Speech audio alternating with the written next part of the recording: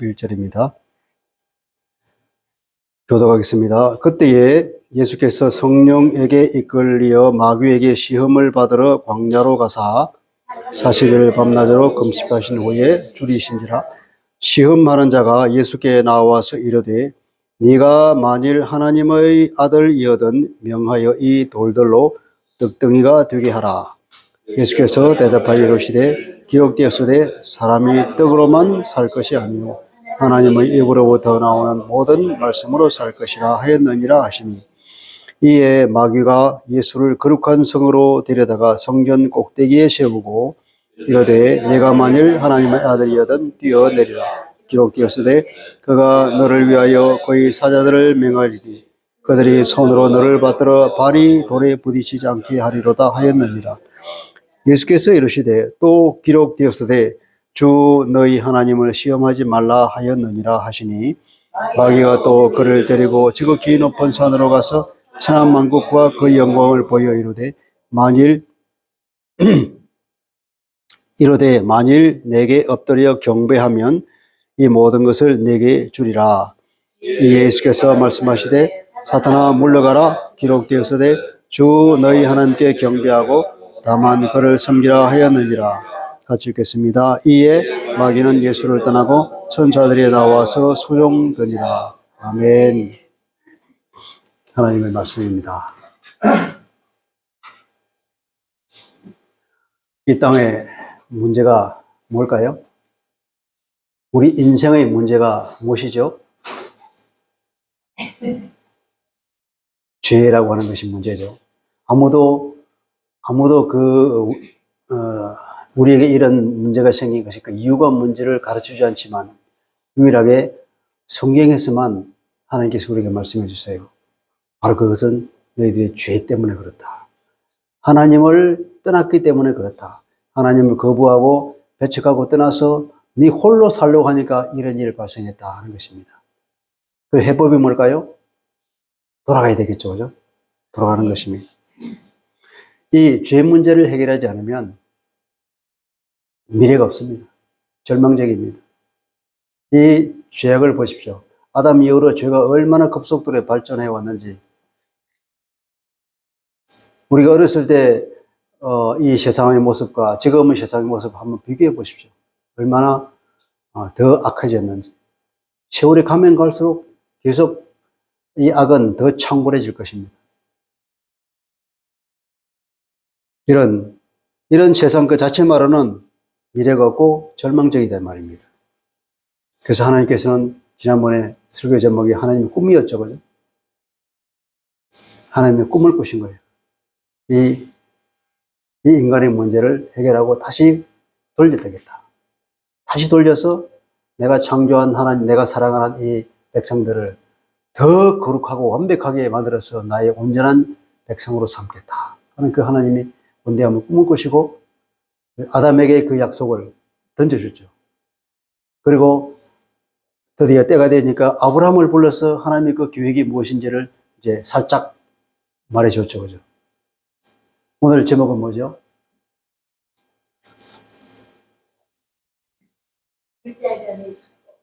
네, 오늘은 둘째 아담의 설욕입니다. 첫째 아담은 실패했거든요. 사단에게 졌습니다.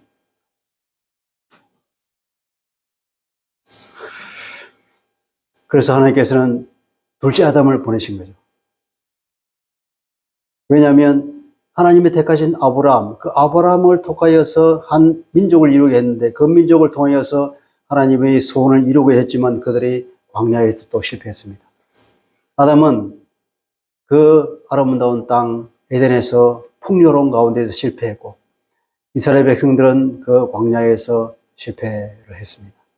그리고 끝내는 그들이 하나님 앞에 바로 서지 못하여서 그 나라가 멸망해버리죠.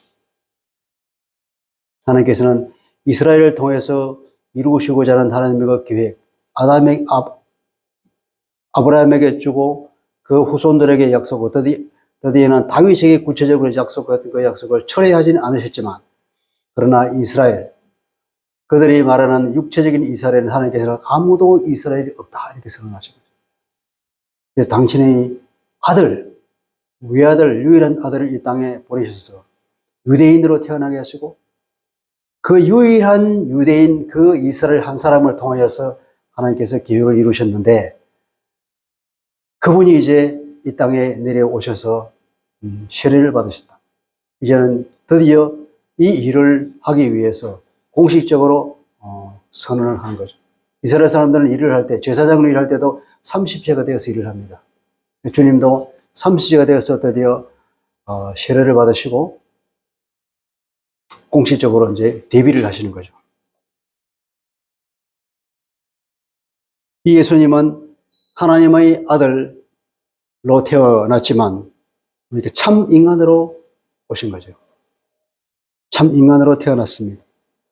그래서 우리가 이게 쭉 마태복음을 읽어보면 이 예수가 누구냐면 바로 하나님의 아들 이스라엘이다 하는 것을 강조하고 있습니다.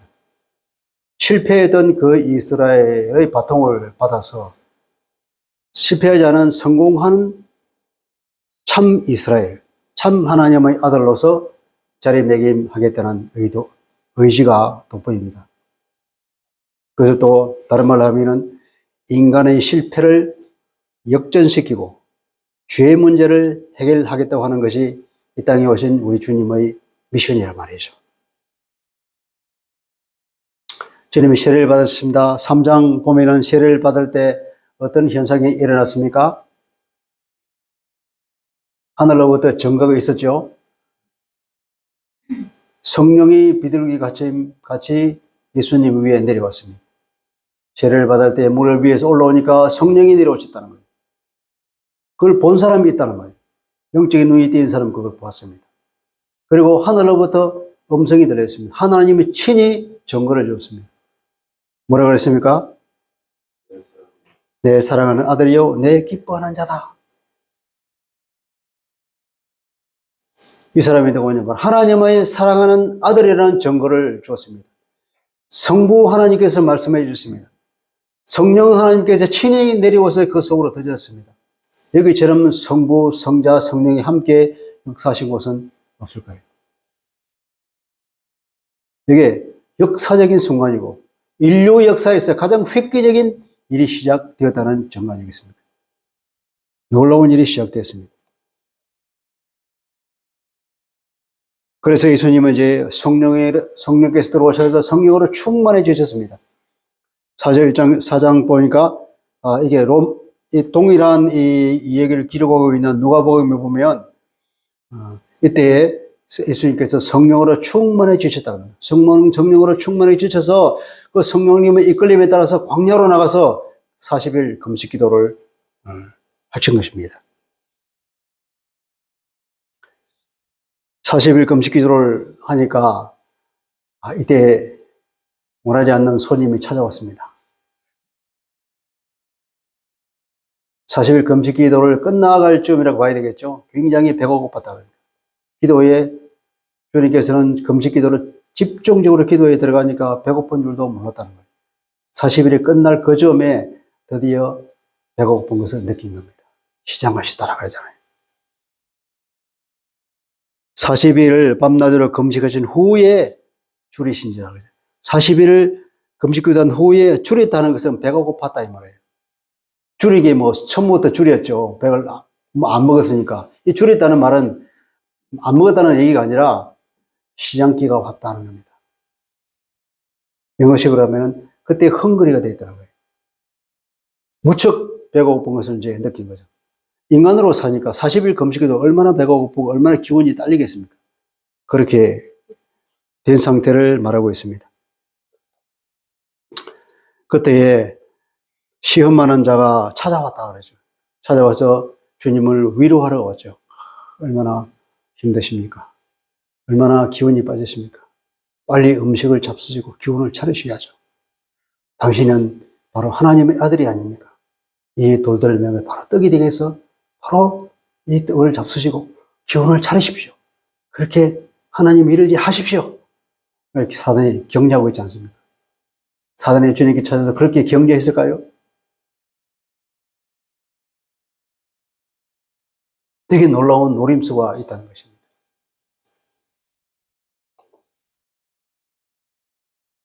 인간은 누구나 빵 문제가 걸려있죠. 하루다 못 먹으면 못 살잖아요. 먹은 걸 먹어야 됩니다.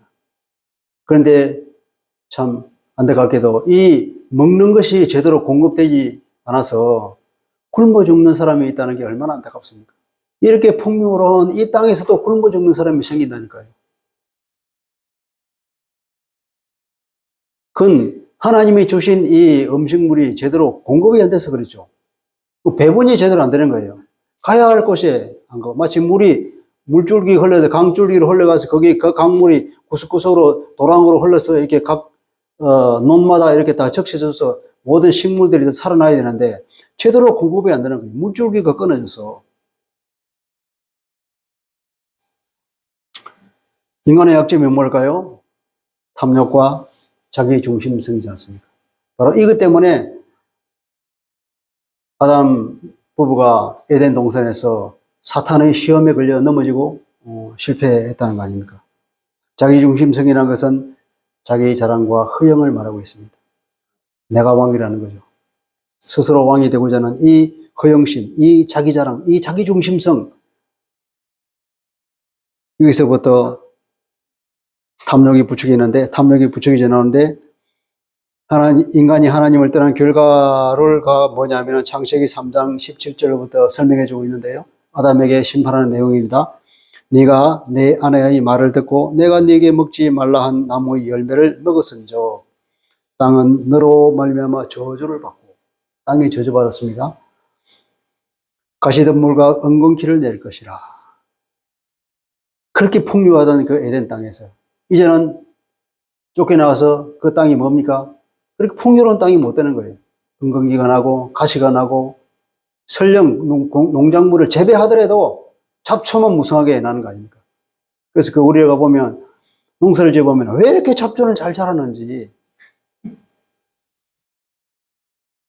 우리가 심은 벼나 콩이나 이런 것도 제대로 자라지 못하고 옆에 있는 잡초만 무성하게 자라요. 그래서 그걸 빼주지 않으면 이 농사가 안 되는 거예요. 참 희한하죠. 거꾸로 돼 있으면 그냥 잡초는 잘 안 자라고, 우리가 심은 콩이나 뭐 벼나 이런 것들이 잘 자라면 그냥 저절로 쑥쑥 자라서 열매 맺을 거 아닙니까? 그랬으면 오죽 좋겠냐마는, 이게 바로 이게 땅이 저주를 받아서 가시덤불과 엉겅퀴를 내고 우리가 심은 농작물은 제대로 안 자라는 현상이 생기는 겁니다.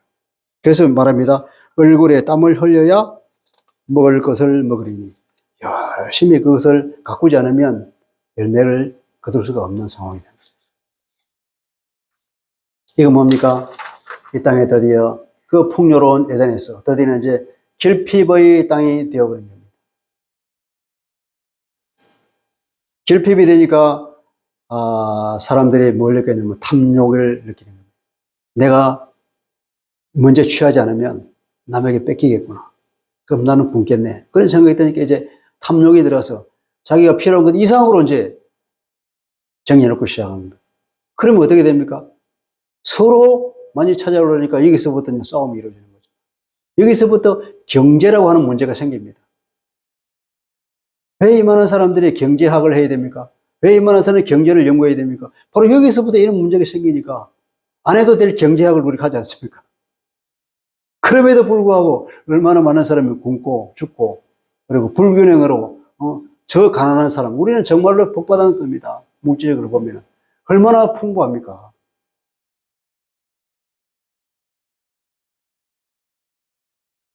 이 세상은 사단이 장악했다고 볼 수 있죠.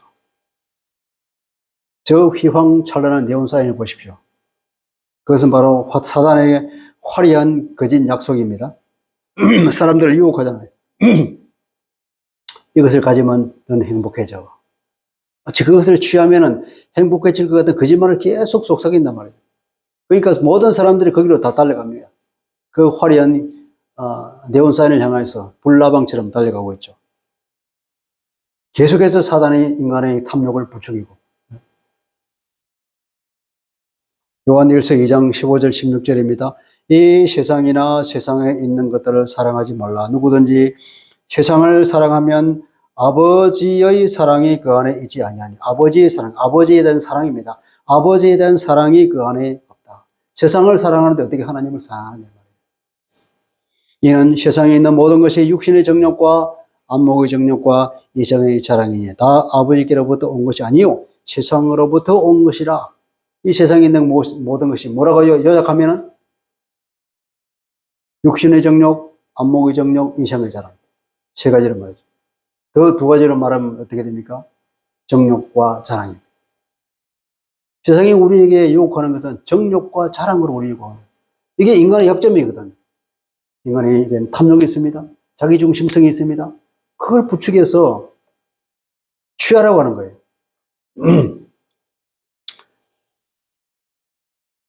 이 사람들로 하여금 속여서 무엇의 가치를 두고 살아야 하느냐, 바로 이것을 추구하며 살아라, 이렇게 우리를 거짓으로 인도한다는 거죠. 그러니까 모든 사람들이 거기에 이끌려 들어가 있습니다. 우리가 지금까지 우리도 그렇지만 무엇을 향하여 살고 있죠? 흔히 말하는 행복해지려고 살잖아요. 모든 사람이 물어보시면 행복하려고 산다는 거죠. 근데 무엇이 행복이냐 말하면 아무도 함부로 말을 못하죠. 그런데 말은 안 하지만 우리가 몸으로 보여주는 행태는 뭐냐면 무엇이 행복입니까? 만족이 행복이 아닙니까? 만족. 뭔가를 만족하기 위해서 사는 거예요. 엄밀히 따져보면 우리의 탐욕에 대한 만족입니다. 끝없는 욕심을 만족하는 것이 행복이라고 생각하죠. 우리의 정욕을 만족시키는 것, 이것이 행복입니다. 그러면 이걸 다른 말로 하면은 우리 육신의 정욕을 절대 가치로 하고 살아간다 이 말이에요. 그렇게 말하면 참 기분 나빠해서 인정을 안 하겠지만 따지면 그런 거예요. 그러나 그리스도인은 우리 육신의 정욕을 절대 가치로 삼고 사는 사람이 아닙니다. 우리는 하나님의 말씀을 따라 사는 것이 우리의 사명입니다. 그래서 우리는 하나님의 영광을 소망하며 살아갑니다. 그것이 우리의 목표다 이 말이에요. 우리를 창조하신 그분, 우리가 가장 좋은 것을 주시는 그분, 그래서 그분이 말씀하는 그 길을 따라가야 우리가 참 행복이 있고 우리가 참 만족이 있고 우리에게 영광이 베풀어지는 것이지. 사탄이 말하는 것은 다 거짓말이단 말이에요. 그냥 우리가 팩트 체크라는 말을 하잖아요. 우리가 여기서 팩트 체크를 해봅시다. 과연 빵이 우리에게 문제가 될까요? 모든 사람이 빵 문제에 걸려서 다 여기에 목숨 걸고 살고 있는데 주님은 그렇게 말씀하시기를 빵이 문제가 아니다라는 거예요. 마태복음 6장 25절부터 32절을 보면 정확하게 주님께서 말씀하셨는데 31, 2절 말씀이 이럽니다. 그러므로 염려하여 이르기를 무엇을 먹을까? 무엇을 마실까? 무엇을 입을까? 하지 말라.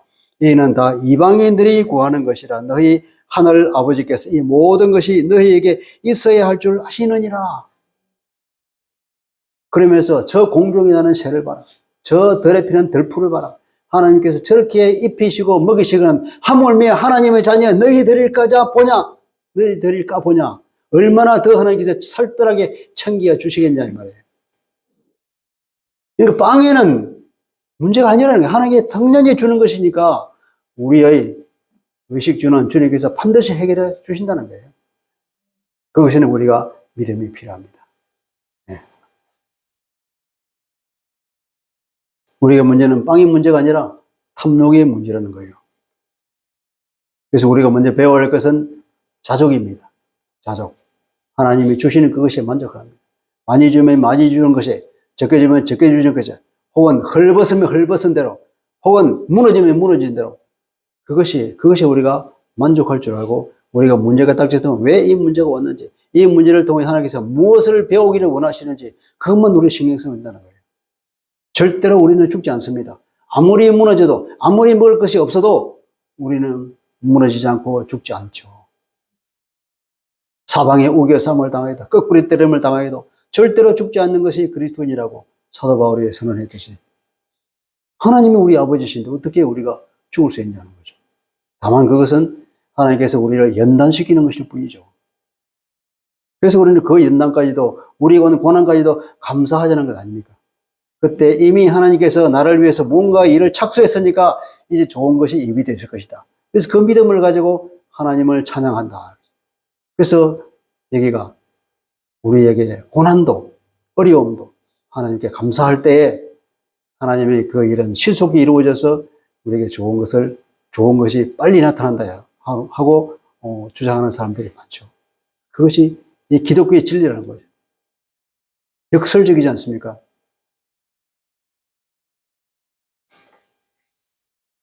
그래서 우리가 물질의 다과와 하나님의 사랑을 절대로 연결치 말아야 합니다.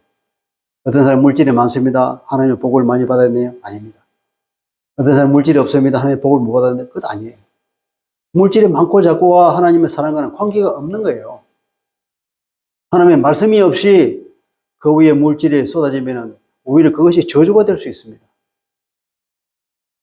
그것을 받을 만한 그릇이 되었을 때에 하나님께서 부어주시는 것이고, 또 그것이 부어줄 그릇이 있다 할지라도 안 부어줄 경우에는 또 그만한 이유가 있는 거예요. 더 좋은 것을 주시기 위해서 하나님께서 잠깐 보류하는 것이란 말이죠. 네. 여기는 우리가 믿음이 요구됩니다. 하나님께서는 나의 아버지라는 것과 나에게 좋은 것을 주시는 것과 하나님은 절대로 선하신 분이라는 된 그 믿음을 절대로 우리는 무너뜨리지 말아야죠. 그 신뢰를 항상 붙잡고 있어야 됩니다. 자, 사단이 와서 이렇게 부추기죠. 네가 하나님 아들이 아니냐? 왜 이렇게 힘들게 사냐? 저 돌을 빨리 빵이 되게 해서 잡수시오. 그리고 힘을 내시오. 그래야 하나님을 일을 하지. 그렇게 하는 데는 사단의 숨은 의도가 뭐냐면 하나님의 아들을 보고 예수님 보고 하나님의 아들로 살아라 이 말이에요. 하나님의 아들로. 왜 인간으로 사느냐 이겁니다. 그것이 예수님께는 엄청난 유혹이었을 거예요. 저에게는 그 유혹이 전혀 안 됩니다. 왜냐하면 저는 돌을 빵으로 만들 수가 없거든요. 돌을 빵으로 만들 수 있는 사람이 그렇게 극한의 그 기아 상태에서 그렇게 하라고 부추길 때 그걸 안 한다고 하는 것은 얼마나 큰 그게 고통이겠습니까? 내가 조금만 마음만 돌리면 할 수 있는데. 그래서 여기서 예수님이 이제 발등에 있는 거죠. 내가 인간으로 살아야 하냐? 내가 하나님의 아들로서 능력을 발휘할까?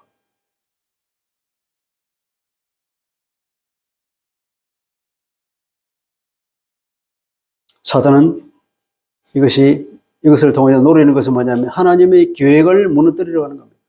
하나님의 계획이 뭡니까?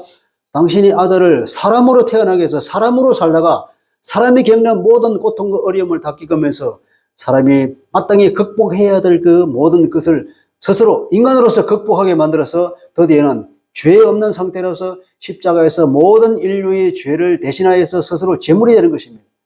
죄 있는 사람이 제물이 될 수 있을까요? 안 되죠. 인간이 아닌 하나님의 제물이 될 수 있을까요? 안 되죠. 인간이어야 되고 죄가 없어야 되고 그 두 가지 조건을 만족시키기 위해서 하나님이신 하나님 아들 그분이 이 땅에 사람으로 태어나서 사람으로 사는 것 아닙니까?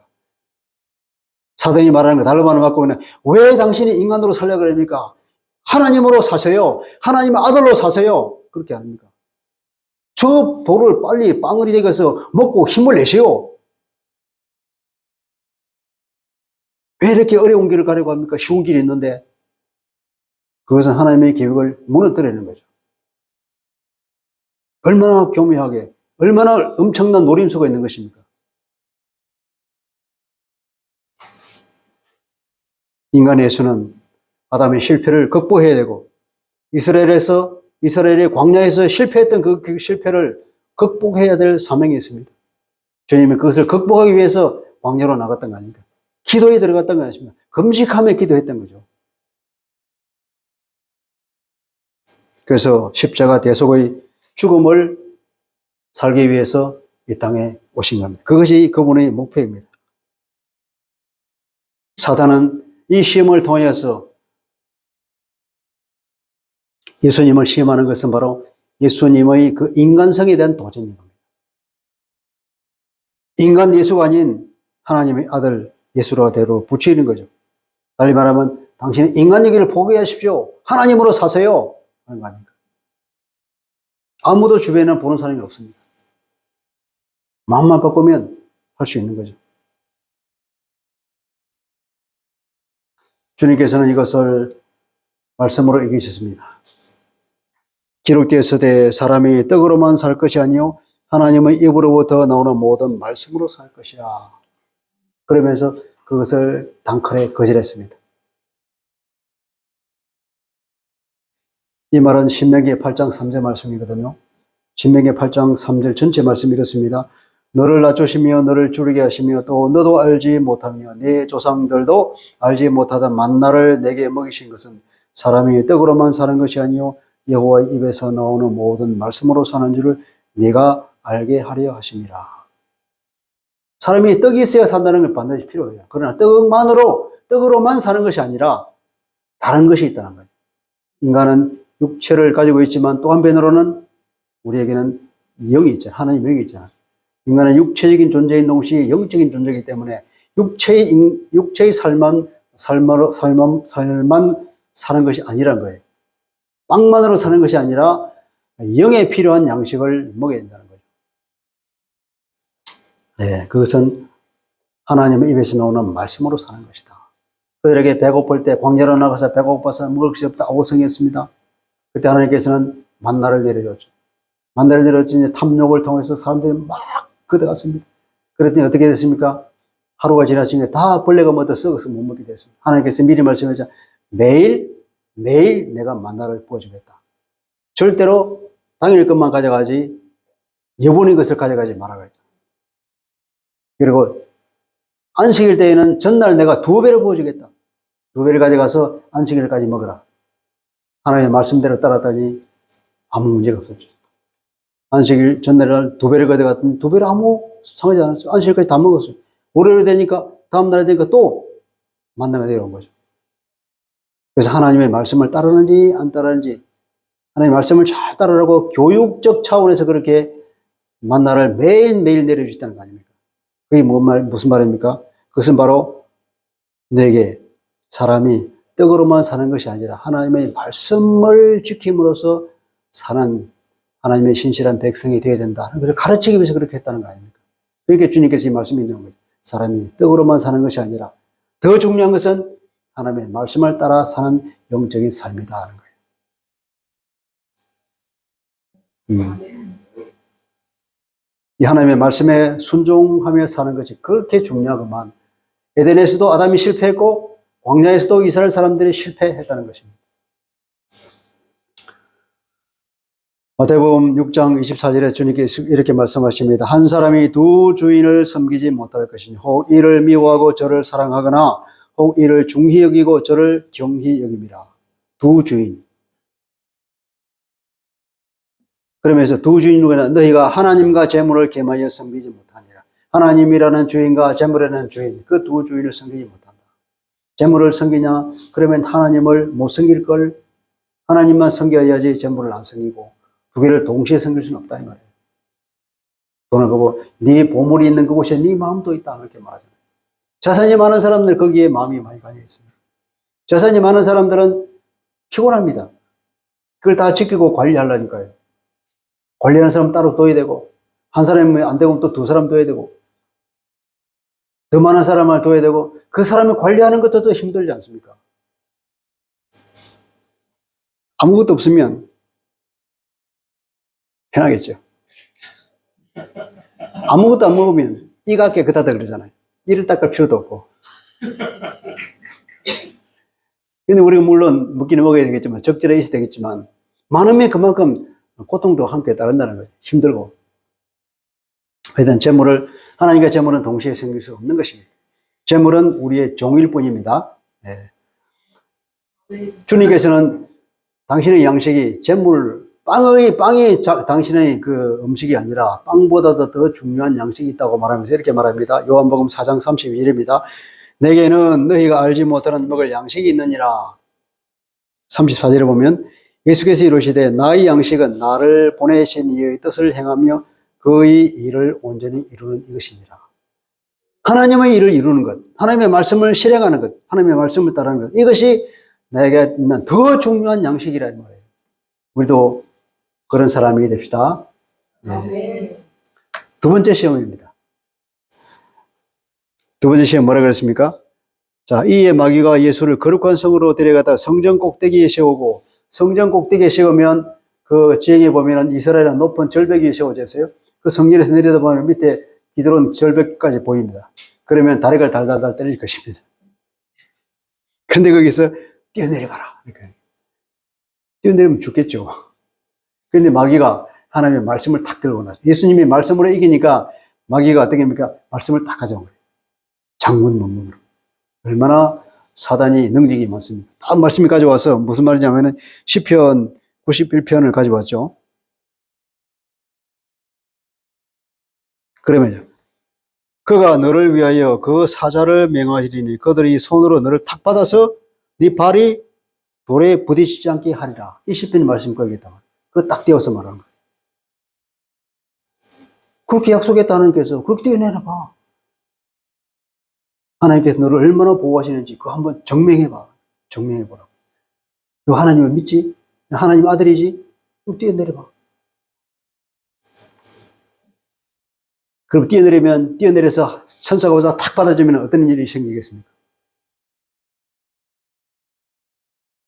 그러면 이력 영웅이 되는 거 아닙니까? 야, 저 예수라는 사람이 저 젊은 청년이 저 성령 꼭대기 가서 밑에 뛰어내렸다네. 그런데 천사가 와서 딱 받았단다. 모든 사람들이 막 일거에 저 사람이 말려가겠죠. 인기가 절정에 이르고. 그러면 어떻게 됩니까? 그러면 하나님 일을 하기 얼마나 쉽겠습니까? 딱 따라가니까. 그렇게 유혹하는 것입니다. 그것이 참 쉽죠, 그죠? 그런데 왜 안 할까요?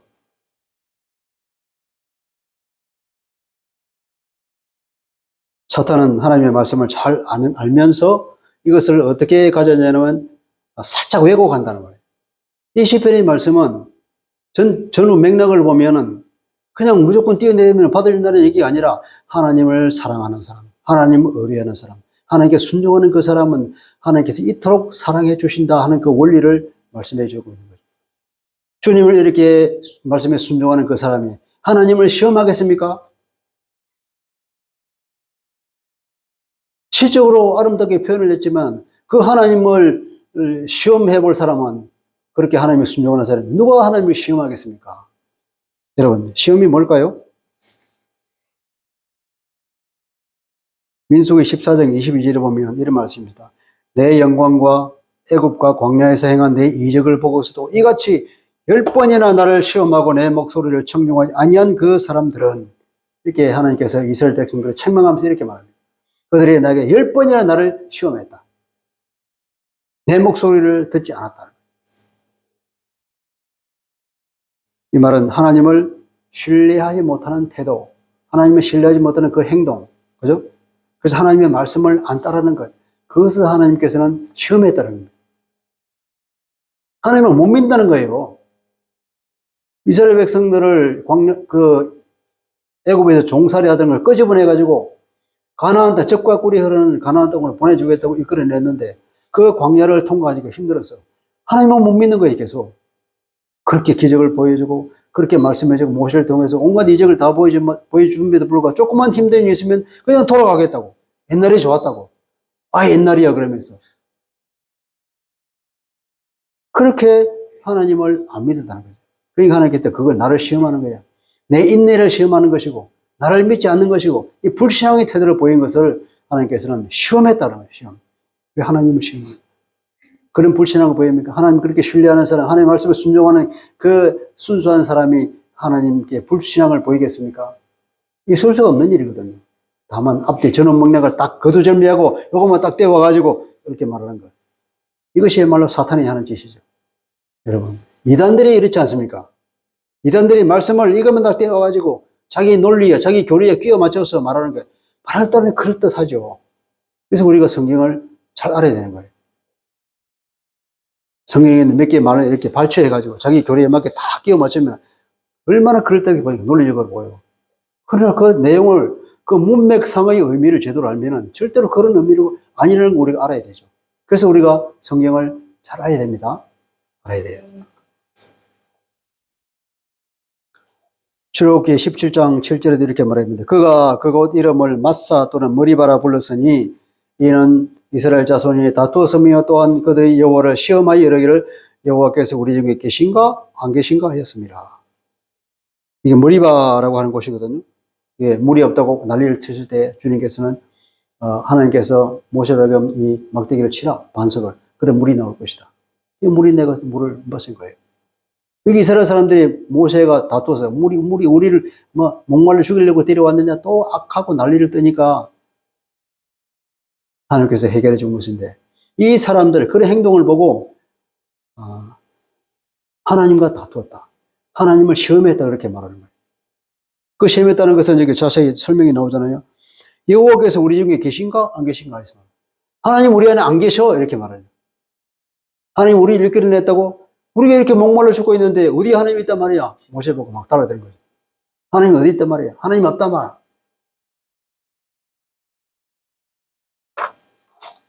그걸 시험하는 거라고 그러죠. 불신앙의 행동을 말합니다. 여기서 이 사탄의 공격 포인트가 뭐냐면 우리 인간에게 하나님이 아니라 인간에게 있는 그 자기 자랑이나 허영심이나 이런 어떤 인기를 추구하는 이 인간의 속성에 공격을 하는 거죠. 우리는 누구나 그런 게 있잖아요. 남의 인정을 받고 싶은 마음. 그래서 내 영광을 드러내고. 우리 모든 사람은 그걸 위해서 살잖아요. 뭔가를 좀 보여주고 싶어. 이 보여주기 위해서 뭔가를 보여주려고 하면 온갖 노력을 쓰고 애를 다 쓰지 않습니까? 옷을 그럴듯하게 입고, 아무리 돈이 없어도 비싼 차를 사고. 젊은 청년들 보십시오. 얼마나 더, 우리보다 훨씬 더 그렇게 경도되어 있는지. 뭔가를 보여주고, 뭔가 남에게 인정받고 싶고, 남에게 인정을 받아야 됩니까? 내 없는 돈에 그것을, 그 비싼 차를 사야 됩니까? 그 비싼 옷을 입고 다녀야 되냐고. 그 명품을 들어야 되냐 말이에요. 이게 허영심이고 자기 자랑에서 나오는 말이죠. 내가 왕이라는 이것. 뭔가 보여주고 싶은 자기 과시를 위해서 온갖 용을 다 쓰고 있습니다. 이 인간의 약점을 건드려서 한 방에 서타가 되어가지고 하나님의 일을 하라고 하는 거죠.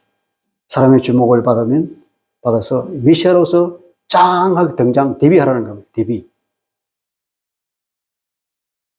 근데 자기 자랑은 자기 영광이죠. 자기 자랑을 추구하는 것은 자기 영광을 추구하는 건 결코 하나님의 영광을 추구하는 길이 될 수가 없는 것입니다. 그래서 예수님께서는 이것도 한 방에 달려버립니다. 말씀으로. 그러잖아요.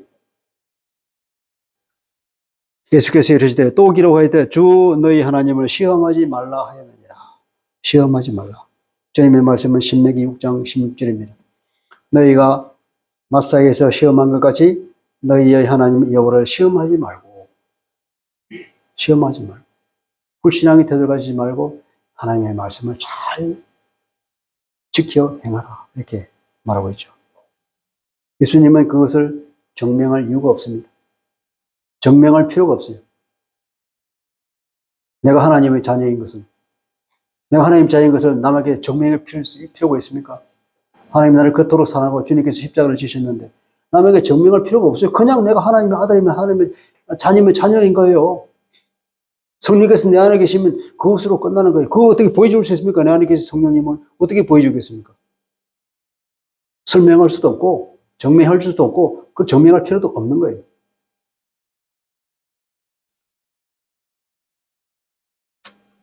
이제 마귀는 또 시험합니다. 그를 데리고 지극히 높은 산으로 가서 누가복음에 가니까 마귀가 그를 이끌고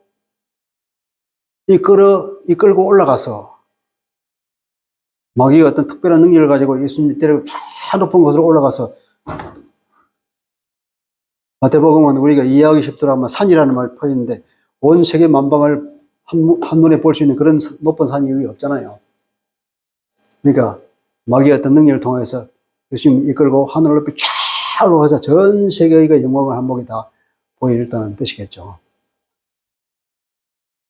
보여주면서 뭐라 그럽니까? 천하만국과 그 영광을 보여 이르시되 만일 내게 엎드려 경배하면 이 모든 것을 내게 주겠다. 그러잖아요. 주겠다. 이 시험은 어떤 시험일까요? 이 시험은 영적이고 어떤 신앙적인 시험이라고 볼 수 있습니다. 이 시험은 정말 통과하기 힘든 것이 이게 빵과 이 자랑을 동시에 줄 수 있는 세상의 영광으로 유혹하기 때문에 그런 겁니다. 세상의 영광을 취하면 빵도 나오고 권력도 나오고 나의 자랑도 나오고 나의 명예도 나오는 것입니다. 이런 유혹이 왔을 때 우리가 그것을 거부하기가 참 쉽지 않죠. 우리가 세상을 살아가면서 재물을 좀 더 얻기 위해서 부정한 방법을 사용하는 길이 열렸다. 이것을 버리기가 쉽지 않죠. 여기 들어가고 있는 그 유혹을 남에게 손해를 끼치면서 아무도 안 보는데 이렇게 하면은 쟤한테 손해를 전가시키고 이러고 이건 내가 취하는 길이 있다. 그것을 하면 아무도 안 봐. 근데 이걸 하고 싶은 욕구가 유혹이 있겠죠. 사단이 확 찾아서 그래 한 번만 눈 감아봐. 그러면 이 팔자가 피해지는 거예요. 그 유혹에 넘어가기가 참 쉽죠. 그 유혹에 넘어가면은 어떻게 됩니까? 그 영혼을 파는 것입니다. 영혼을. 사탄의 본심이 뭐죠? 내게 엎드려 경배하라. 나에게 엎드려 경배하면 이 죄 짓는 곳으로 들어가면 이 어둠 속으로 네가 한패가 되면 그러면 내가 다 줄게.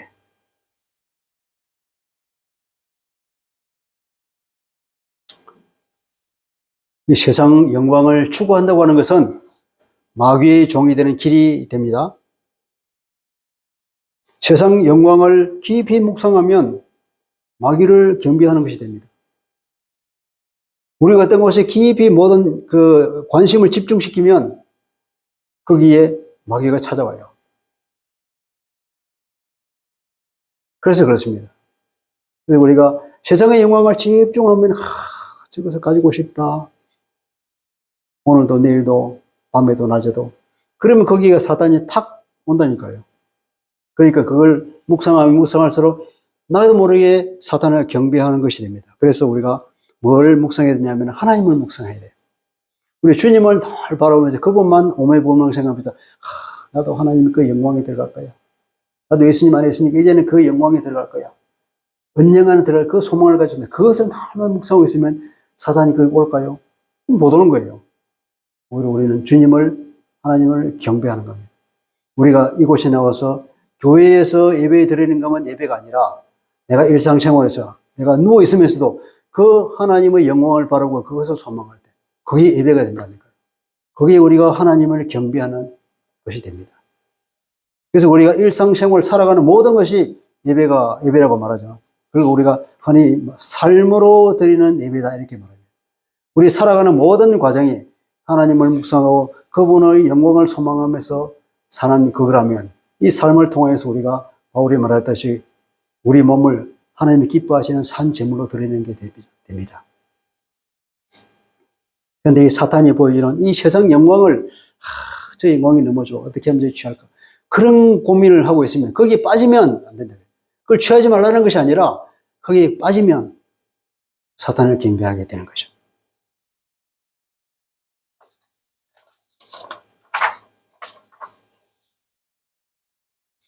이걸 다른 말을 하면은 사탄이 예수님께 십자가가 없는 승리를 해라고 그렇게 이끄는 겁니다.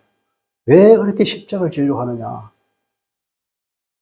모든 세상의 영광을 다 가지고 세상에 있는 모든 재물과 자원과 모든 걸 다 가지고 그럼 마음껏 사람들을 부릴 수 있겠는데 그 사람들을 이용해서 네 일을 하면 되지 않냐?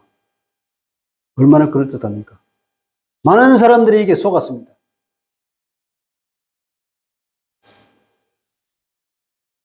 한때 세상에서 성공해서 하나님의 일을 하라고 이렇게 부추겼던 적이 있었습니다. 코스타라는 거 있죠. 해외 유학 가 있는 그 사람들은 특별히 그들에게 복음을 전하고 하나님의 말씀을 전해 귀한 하나님의 그 예수의 제자로 세우고자 하는 그런 마음에서 한국에 있는 유명한 목사들이 모여서 주기적으로 가서 그들에게 가서 컨퍼런스를 열었습니다. 그들에게 외친 겁니다. 엘리트니까 그들이. 당신들도 성공해라. 한국으로 들어와서 바로 이 하나님의 사업을 해라. 그 사람들 한동안 그렇게 하다가 나중에 깨달았다는 거예요. 이게 아닌가 봐요. 이게 아니다. 이건 결코 복음이 아니라는 거예요. 이건 우리가 주님이 말하는 그 바울의 복음이 아니라 로마가 말하는 로마 복음이다. 재물, 권력, 명예, 화려함 그것을 추구해서 하나님 일을 한다? 절대 안 되는 거예요. 왜냐하면 길이 다르기 때문에 그렇습니다. 주님의 말씀으로 얘기했죠. 사탄아 물러가라. 기록하여 있을 때 주 너희 하나님께 경배하고 다만 그를 섬기라 하였느니라. 신명기 6장 13절입니다. 참 인간이란 바로 하나님의 말씀에 순종하고 하나님께만 경배하는 이 사람이 참 인간인 거예요. 예수님께서 참 인간으로 살죠.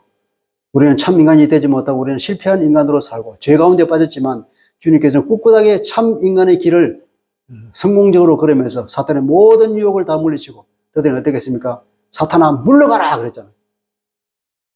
너희는 그걸 구제해줬습니다. 쫓아냈습니다. 그분은 성령으로 충만했기에 권능으로 충만했기에 사탄을 꾸짖어서 쫓아낼 수가 있었습니다. 주님의 감정을 가장 건드리는 것이 바로 이겁니다. 우상을 숭배하라. 하나님께만 경배하라는 이 참 인간이 걸어갈 이 길을 근본적으로 끊어버리게 만드는 이 우상을 숭배하는 사단에게 내게 절하라. 네 영혼을 팔아라 하는 거예요. 얼마나 화가 났으면 사탄아 물러가라 그랬잖아요. 주님께서 또 한 번 사탄아 물러가라 한 적이 있죠? 기억나십니까? 베드로에게. 주님께서 이제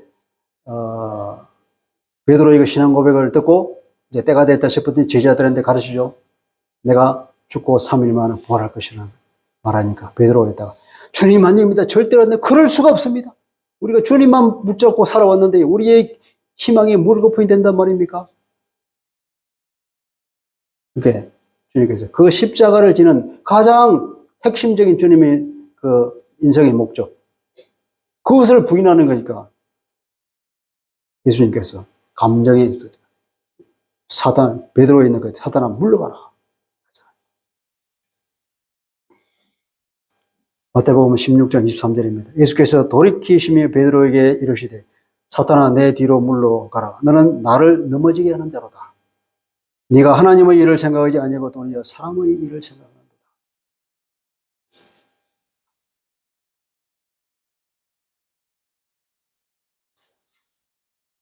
사탄의 시험의 핵심이 뭘까요? 사탄의 시험이라고 하지만 사실은 사탄의 공격이죠, 공격, 그죠? 예수님을 완전히 무너뜨리게 만들고, 하나님의 아들로서만 살게 만들고, 인간으로 사는 그 삶을 무너뜨리게 만들고, 다시 말하면 하나님의 계획을 무너뜨리게 만드는 놀라운 공격이었습니다. 그 공격의 핵심은 바로 인간이 아니라 하나님의 아들로 사십시오 하는 겁니다. 왜 그렇게 인간으로 살면서 온갖 고통을 다 겪게 됩니까? 효율적으로 일해야 되지. 그것은 하나님의 구원 계획을 정면으로 무너뜨리는 거예요. 예수님은 당신의 구원 사역을 시작하기를 인간 실패를 회복하는 것으로부터 시작하겠다고 하는 그 마음이었죠. 아담이 실패한 것, 광야에서 이스라엘 실패한 것, 그것부터 바로 세우고, 그리고 우리에게 인간에게 희망을 준 뒤에 십자가에서 우리의 모든 문제를 해결하겠다는 것이 주님의 계획이었고 하나님의 계획이었습니다. 주님께서 드디어 그 길을 성공적으로 걸으신 뒤에 우리에게 희망을 주었습니다. 주님은 하나님의 신적 능력을 조금도 사용하지 않고 온전히 완전한 인간으로서 이 시험을 다 무사히 통과했습니다. 할렐루야. 그래서 우리도 그리스도 안에 있으면 사탄의 어떤 시험도 이길 수 있습니다. 우리에게 희망이 있습니다.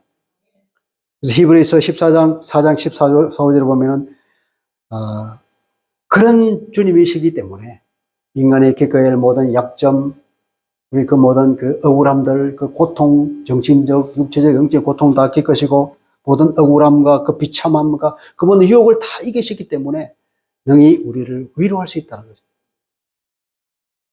그래서 우리는 언제든지 우리에게 필요한 은혜를 받기 위해서는 그분께 나아갈 수 있게 됐다. 이렇게 말하고 있습니다. 우리 주님이 인간이 겪는 그 모든 어려움을, 그 모든 고통을 겪지 않았다면 우리가 어떻게 주님으로부터 위로를 받을 수가 있겠습니까? 우리가 엄청난 힘든 일을 당했습니다. 그 누가 와도 우리에게 위로가 안 돼요. 그런데 동일한 고통을 겪은 사람이 오면 그 사람이 왔다는 것 자체만으로 우리는 위로를 받습니다. 그게 인간이죠. 그것이 바로 공감이라는 거죠.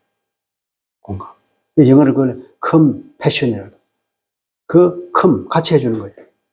나와 동일한 고통을 겪은 그 사람. 그 사람이 와주면 그 사람이 왔다는 것 자체만으로 우리는 위로를 받는 거예요. 주님이 그 모든 인간이 당할 모든 어려움과 고통을 다 겪으셨습니다. 그 누구보다도. 그래서 우리는 언제든지 내가 고통을 받을 때 주님께 가서 그 위로를 받을 수가 있거든요. 주님은 언제든지 우리에게 와서 우리를 위로해 줄 수 있습니다. 어려움을 겪으면 주님께 말씀합니다. 내가 다 겪어서 알지. 내 그 어려움이 얼마나 큰지 내가 안단다. 그렇게 말씀하시면 우리가 거기서 위로를 받으면서 그 모든 마음의 상처가 씻어지는 것이죠. 주님은 어떻게 이겼습니까? 그분은 말씀과 기도로 이겼습니다. 세례 후에 성령이 충만했고 금식 기도하면서 더 성령이 충만했고 기도를 통해서 그분은 또 말씀에 충만했지 않습니까?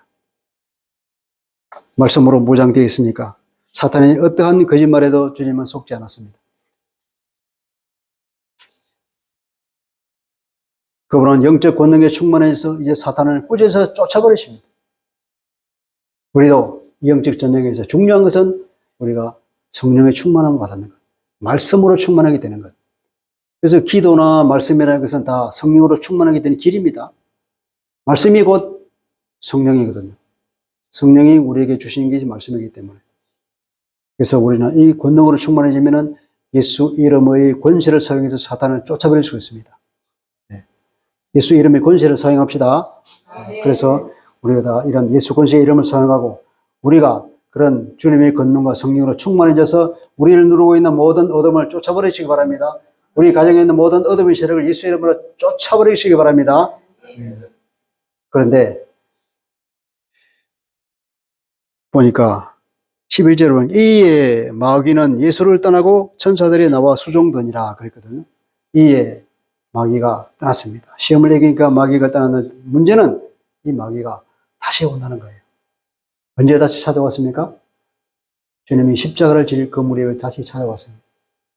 찾아와서 가룟 유다를 배반하게 만들었습니다. 베드로를 넘어지게 만들었습니다. 주님을 십자가에 못 박혀 죽게 만들었습니다. 이게 사탄의 짓이에요. 그런데 하나님께서는 이 사탄의 짓까지도 다 합력하여서 선을 이루시면서 하나님의 온전한 계획을 이루는데 이용했다는 거죠. 할렐루야. 이것이 하나님의 놀라운 지혜와 하나님의 권능이고 하나님의 그 영광이 아니겠습니까? 그게 십자가에서 죽었는데 그 죽음이 도리어 모든 인간을 살리는 길이 되지 않았습니까? 할렐루야. 마귀는 다시 옵니다. 우리를 떠났지만 다시 올 걸 대비해서 우리는 늘 성령의 충만함을 우리가 받아야 될 것입니다. 늘 영적으로 깨어있어야 됩니다. 그리고 영적 전쟁의 승리하면 어떤 보답이 있죠? 천사들이 나와 주님께 수종을 드렸다라고 했습니다. 우리도 마찬가지로 영적인 싸움을 이기면은 하나님의 위로가 있을 것입니다. 하나님의 보상이 있을 것입니다. 그래서 우리는 항상 무장해야 됩니다. 말씀으로, 기도로, 성령 충만으로 무장합시다. 그래서 우리는 영적 권능으로 채워야 되는 거예요. 영적 권능으로 채워져 늘 기도에 힘써야 되고 예배에 힘쓰고 우리가 말씀 가운데에서 그분을 늘 묵상하는 가운데에서 그분을 계속 바라볼 때 우리가 권능이 채워지는 거예요. 바라보면 그분을 묵상하면 그분에 있는 권능이 우리 안에 들어옵니다. 마치 무슨 충전하는 것처럼 그래요. 이게 신기한 영적인 원리입니다. 그래서 우리는 예수 이름의 권위를 사용해서 마귀를 쫓아냅시다. 마귀가 어떤 우리의 유혹 오고 우리의 영적 싸움을 걸어오더라도 그 예수 이름의 권세를 통해서 떠나가라 이렇게 명령할 수 있습니다. 우리는 그래서 어떤 삶의 태도를 살아야 하냐? 우리도 시험을 이길 수 있다는 확신 가운데 삽시다. 그러니까 육체의 만족보다도 하나님의 뜻을 추구합시다. 세상의 자랑이 아니라 하나님의 영광을 사모합시다. 세상의 유혹에 주목하지 말고 주님만 주목합시다. 그리고 우리는 그 영광에 들어갈 소망을 가슴 가득 품고 삽시다. 할렐루야. 아버지 하나님, 오늘 그 유명한 주님께서 40일 금식 기도 중에 사탄에게 받았던 3가지 시험을 보았습니다. 주님께서는 온전한 인간으로서 하나님의 신적 권능을 조금도 사용하지 않고 오로지 인간의 능력으로 그 말씀으로 그리고 성령의 권능으로 마귀의 모든 괴계를 물리치고 승리하였고, 그래서 아담이 실패했던 것도 회복하였고, 이스라엘 사람들이 광야에서 실패한 것도 온전히 주님께서 회복하여서 우리에게 승리의 길을 발판을 마련해 주셨습니다. 그리고 드디어는 십자가를 지시면서 우리의 모든 죄 문제를 처리해 주신 주님을 보았습니다. 주님, 우리가 주님 안에 있으니까 이러한 주님께서 걸어가셨던 그 모범적인 길을 걸어갈 수 있도록 은혜를 베풀어 주옵소서. 우리도 주님처럼 말씀으로 충만하고 성령으로 충만하여서 마귀 어떤 계기에도 이기고 주님의 말씀만 생각하면서 참 인간으로 살 수 있도록 은혜를 더하여 주옵소서. 예수 그리스도 이름으로 기도합니다. 아멘.